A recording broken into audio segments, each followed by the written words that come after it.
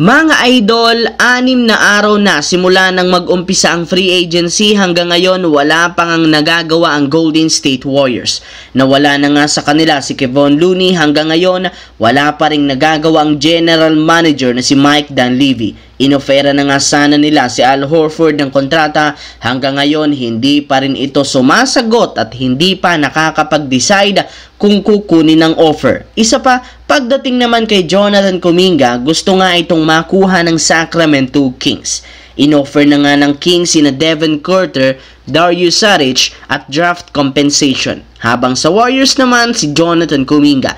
Ngunit may counter offer nga dito ang Warriors, gusto nga nilang makuha si Domantas Sabonis na agad rin naman ngang tinanggihan ng Sacramento Kings dahil literal ginawang superstar ng Golden State Warriors si Jonathan Kuminga. Gusto nga ng team Domantas Sabonis, Devin Carter at kapalit si Jonathan Kuminga, which is tinanggihan agad ng Sacramento Kings.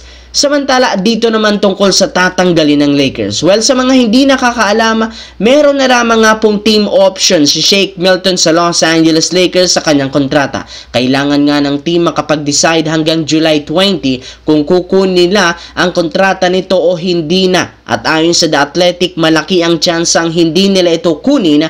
Naniniwala ang front office na ito ang best case scenario ng team para makakuha pa ng isang defensive guard at isa ang pangalan ni DeAnthony Melton sa matunog ngayong pangalan para palitan si Shake Milton sa lineup ng Lakers. Alam naman natin na dating player nga ito ng Golden State na injury lamang kaya biglang itrinade. Combo guard, may depensa opensa, may shooting sa 3 points na mapapakinabangan para i-upgrade ang second unit ng Los Angeles Lakers. Kaya naniniwala ngayon ang team na posibleng tanggalin si Shake Milton at palitan. Anong masasabi niyo dito mga idol?